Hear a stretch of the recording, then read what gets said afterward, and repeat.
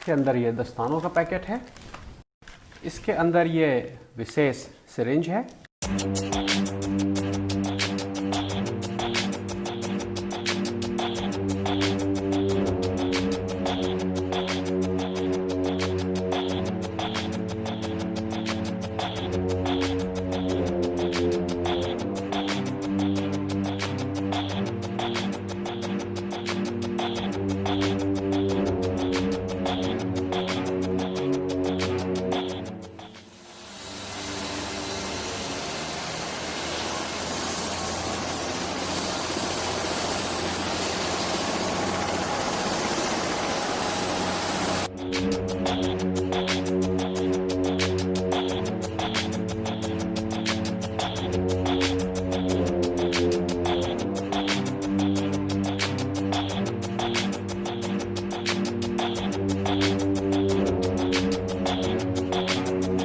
तो आज मौका आ गया है वैक्सीन को अनबॉक्स करने का।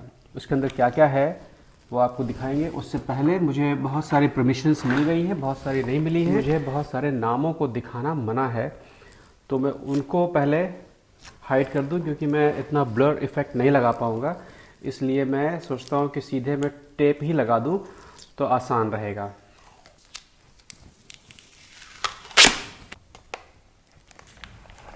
तो आज वो दिन आ गया है जिस दिन हम लोग अपनी वैक्सीन, मॉडर्ना वैक्सीन जो है उसकी अनबॉक्सिंग करेंगे। उससे पहले कि वैक्सीन की अनबॉक्सिंग शुरू की जाए, आपको कुछ चीज़ें बता देते हैं। बहुत सारे लोगों ने मुझसे पूछा कि क्या मैं आपकी इस वीडियो को शेयर कर सकता हूं, क्या मैं इसका इस्तेमाल कर सकता हूं।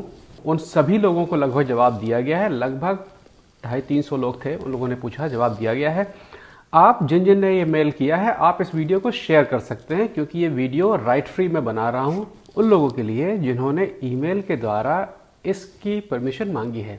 मैं चाहता हूँ कि हर कोई देखे, मैं चाहता हूँ कि कोई धोखा ना हो लोगों के साथ में, और मैं चाहता हूँ कि जानकारी बढ़े। जिस चीज़ की खुशखबरी आपको इतने दिनों से दी जा रही थी वो देखने में कैसी दिखती है या यहाँ पर कैसी दिखती है। अपने यहाँ शायद कोई दूसरी तरीके से आए, लेकिन यहाँ पर जितने भी प्रोटोकॉल और सुरक्षा के मापदंड होते हैं उनके आधार पर ये एक बॉक्स बनाया गया है।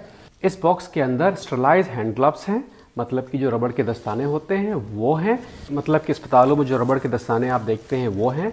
और इसके अंदर वो विशेष सिरिंज है जो सिरिंज एक बार लगाने के बाद में अपने आप टूट जाती है, अपने आप ख़त्म हो जाती है।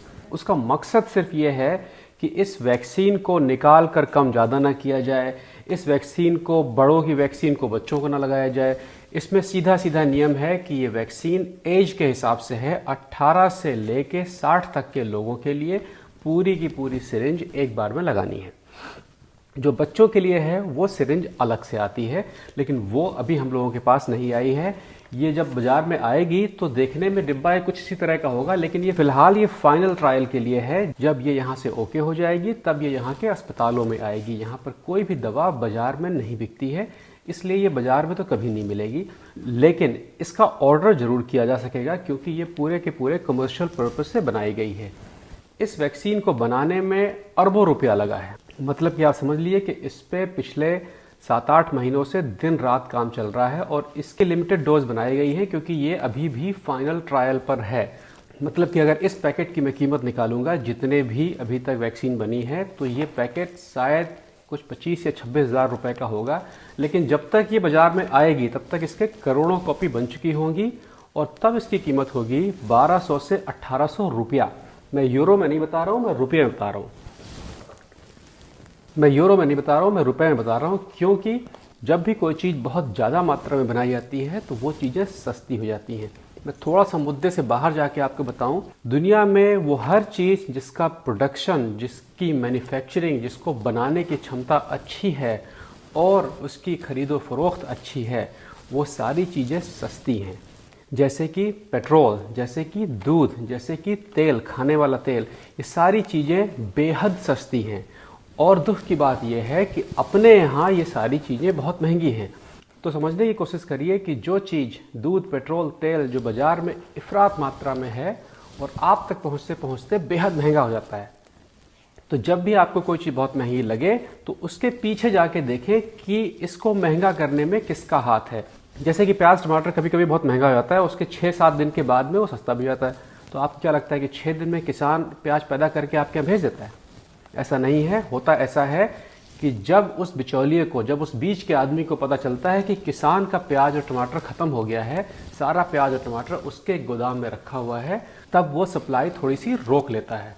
खाने वाले बहुत हैं, तो भैया जिसके पास ज़्यादा पैसा होगा वो ख़रीद लेगा, और 4-5 दिन के बाद में फिर अपनी सप्लाई खोल देता है और वो दाम कम हो जाते हैं। तो जो बिचौलिया है उसको एक बहुत फ़ायदा हो गया। यही हाल पेट्रोल में है, यही हाल कुकिंग ऑयल में है, और शायद यही हाल इस वैक्सीन में भी होगा। क्योंकि यहाँ पर कोई भी अस्पताल प्राइवेट नहीं है, इसलिए यहाँ पर तो ये वैक्सीन फ्री है, लेकिन भारत में आते आते इसकी कीमत क्या होगी इस पर आप लोग ध्यान रखिएगा। सारी कीमतें लिखी होती हैं और उससे ऊपर आपको देने की ज़रूरत नहीं है। अब ये कथा बंद करते हैं और देखते हैं कि इसके अंदर है क्या क्या चीज़ें।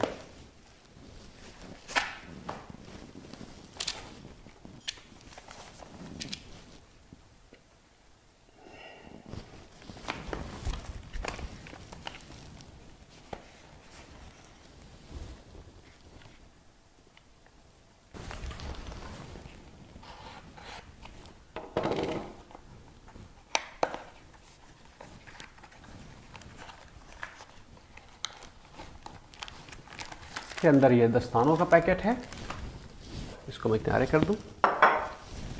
इसके अंदर ये विशेष सिरिंज है, इसको मैं इधर रख दूं। और ये एक खर्रा है कि इसमें कौन सी दवा है, क्या कैसे है, पूरा हिसाब किताब जो होता है वो इसके अंदर है। इसको भी मैं अब किनारे कर दूं। ये दो सबसे ज़रूरी चीज़ें हैं इसके अंदर। ये हैं दस्ताने। अच्छा, इन दस्तानों में, और जो आम अस्पतालों में दस्ताने होते हैं वो इस तरह के डिब्बे में आते हैं, और ये दस्ताने ऐसे रखे होते हैं, समथिंग लाइक दिस, अलग अलग साइज़ के होते हैं। लेकिन इस दस्ताने में और इस दस्ताने में फ़र्क क्या है? इसमें फ़र्क यह है कि ये जो डिब्बा होता है, ये डिब्बा खुला हुआ होता है और इसमें 20 हाथ लगते हैं। जैसे कि अभी ये हाथ है, ये मैंने लगाया तो मैंने अगला दस्ताना भी छू लिया, तो ये दस्ताने जो हैं वो स्टरलाइज नहीं रह जाते हैं। मतलब ये दस्ताने अस्पतालों में ऑपरेशन वगैरह करने के काम में नहीं आते हैं। हाँ, ये दस्ताने मरीजों की देखभाल और केयर करने के मामले में तो आते हैं, लेकिन जहाँ पर खून या कोई ऐसी चीज़ जो शरीर के अंदर जा रही है, वहाँ पर इन दस्तानों का इस्तेमाल नहीं किया जाता है। आगे चले उसके पहले कि मैं इसको ज़रा टेप कर दूँ, वरना बाद में मैं झंझट में पड़ जाऊँगा। ये जो पीछे QR कोड लगा हुआ है, इसका भी एक विशेष महत्व होता है। चूँकि ये वैक्सीन अभी ट्रायल पर्पज़ के लिए है, इसलिए होता ये है कि हर डिब्बे में कुछ असली और कुछ नकली वैक्सीन्स होती हैं, जो बाहर से दिखने में बिल्कुल ऐसी होती हैं। ये मैंने चेक किया था, ये असली वैक्सीन ही है। नकली और असली वैक्सीन इसलिए दी जाती हैं कि जब ये वैक्सीन खोल कर लगाई जाएगी तो मरीज को नहीं पता होता है कि उसको असली लग रही है कि नकली लग रही है। मरीज को ये ज़रूर पता होता है कि उसके ऊपर वैक्सीन का ट्रायल हो रहा है। तो जब भी कोई वैक्सीन लगती है, हर मरीज उसको अलग तरीके से रिएक्ट करता है, लेकिन सबको पता होता है कि इसके साइड इफ़ेक्ट क्या होते हैं। इसलिए जो टेस्ट करने वाले लोग होते हैं वो जानना चाहते हैं कि वो साइड इफ़ेक्ट हकीकत में होते भी हैं कि नहीं, या सिर्फ दिमागी हैं।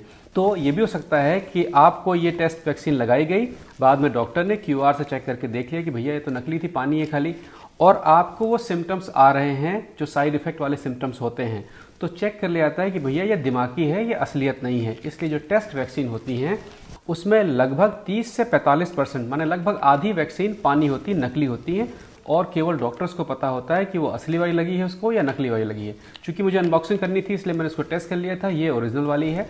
सबसे पहले इसको किनारे कर देते हैं। ये स्टरलाइज दस्ताने हैं, इनको पहले खोला जाएगा। इनका खोलने का और लगाने बिछाने का भी एक पूरा एक तरीका होता है। देखिए, ये पैकेट जो है, ये पैकेट हमेशा ऊपर से आधा खुला होता है, जिससे कि ये खोलना आसान हो। तो ये पैकेट पहले यूँ खोला जाएगा। इसके अंदर जो ये पेपर है ये निकाला जाएगा। ये पेपर भी स्टरलाइज है, लेकिन चूंकि मेरे हाथ स्टरलाइज नहीं है, ये सब गंदे हैं, मतलब हालांकि मैंने धोए हैं साबुन से, उसके बाद भी इसमें बैक्टीरिया और तमाम चीज़ें होती हैं। इसलिए इसका एक पूरा प्रोटोकॉल है कि ये कैसे इस्तेमाल की जाती है। हमेशा डॉक्टर या नर्स जहाँ पर ये वैक्सीन लगाते हैं वो सरफेस बिल्कुल सीधी होनी चाहिए और उस पर काफ़ी जगह होनी चाहिए। इसको पहले खोला जाता है। खोलने के बाद में अगर आप देखेंगे तो इसमें बना हुआ है कि कौन सा दस्ताना किस हाथ के लिए है, लेफ्ट या राइट, लेफ्ट या राइट। इसको यहाँ तक तो मैं इसको ऐसे ही खोलूँगा, ये मेरा राइट हैंड है, ये मेरा लेफ्ट हैंड है, इसको मैं फिर खोलूँगा। इसमें सबसे झंझट वाला काम ये होता है कि बहुत बार इसको हम खोलते हैं और चूंकि ये कागज़ है तो ये अपने आप बंद हो जाता है, फिर उसको दोबारा खोलने में फिर हमारे हाथ स्टरलाइज नहीं रह जाते हैं, हमारे हाथ में कोई ना कोई बैक्टीरिया आ जाता है, तो इसलिए इसको बड़ी ही शराफत से खोला जाता है। तो इसको खोलने के बाद में अब हम लोगों ने ये इसको खोल दिया है। अब मेरा हाथ जो है कम से कम ये बीच वाले इलाके में जाएगा, क्योंकि ये जो दस्ताना रखा हुआ है ये एक स्टरलाइज दस्ताना है। दस्ताने को हाथ लगाने से पहले अब मुझे वैक्सीन लेनी है, और वैक्सीन में भी ये ओपनिंग का पार्ट बना होता है। देखिए यहाँ पर एक छोटा सा पॉइंट बना हुआ है, तो ये आप तुरंत देख सकते हैं कि इधर का खुला हुआ है, बाकी सब बंद है। तो ये इसको मैं यूं खोल दूंगा। इस वैक्सीन को, चूंकि ये वैक्सीन का जो ये नीडल वाला पार्ट है ये शरीर के अंदर जाना है, इसलिए इसको मैं नहीं छूऊंगा सादे हाथों में, लेकिन बाकी मैं छू सकता हूँ। ये सिरिंज हाथ में आने के बाद ये कभी ज़मीन पर नहीं जाएगी, ये इस कागज़ के ऊपर रखी जाएगी, क्योंकि ये कागज़ इस मेज के मुकाबले काफ़ी साफ़ सुथरा है, तो ये उस पर रखी जाएगी। ये दस्ताने अगर आप ठीक से देख सकेंगे तो दस्ताने आधे फोल्ड किए हुए हैं। इसका मतलब ये है कि मैं नीचे का पार्ट अगर पकड़ूंगा तो ये मेरे हाथ के अंदर चला जाएगा। दूसरी चीज़, कोई भी वैक्सीन या इंजेक्शन यहाँ पर जब कोई डॉक्टर लगाता है तो उसे फुल आस्तीन के कपड़े पहनना मना होता है, क्योंकि वो कपड़े कितने भी आप सही करें वो हाथ में ज़रूर आएंगे। तो डॉक्टरों की जो यूनिफॉर्म होती है वो हाफ स्लीव की होती है। तो मैं इसको अपना पीछे कर लेता हूँ, जो लगभग सबसे पहले आपको राइट हैंड साइड या लेफ्ट हैंड साइड, जो भी आपका हाथ बेहतर काम करता है, उस पे दस्ताना पहना जाता है। और ये अंगूठे से, इस अंगूठे से ये दस्ताने में नीचे से हाथ डाल के इसको हाथ में लेते हैं और फिर ये पहनते हैं। ऊपरी भाग कुछ भी हाथ में नहीं आना चाहिए, इसको आप छोड़ के और खींच के ये दस्ताना आप इस तरह से पहन सकते हैं। दूसरा दस्ताना होता है, ये 2 उंगलियां, जो फोल्ड किया हुआ आइटम रखा हुआ है, ये जो फोल्ड किया हुआ दस्ताना रखा हुआ है, इसके अंदर जाएगा।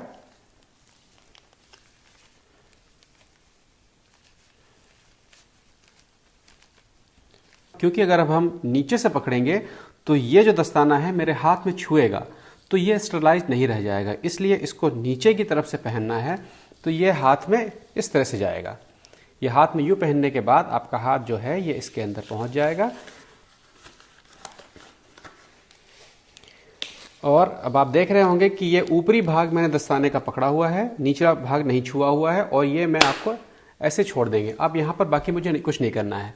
अब आपको ध्यान ये देना है कि कौन सा हाथ ऐसा है जिसका उपयोग आप मरीज के लिए करेंगे और कौन सा हाथ ऐसा है जिसका उपयोग आप बाकी कामों के लिए करेंगे। जैसे कि आपको मरीज के साथ में बैठना है, मरीज से बात करनी है, हो सकता है आपको कोई कपड़ा उठाना हो, तो ज़्यादातर काम मैं इस हाथ से करता हूं और ये हाथ मैं अपना मरीज के लिए रखता हूं। तो इस हाथ से मैं अब कुछ नहीं छूऊंगा और इस हाथ से मैं सिरिंज वगैरह अपना पकड़ता रहूँगा।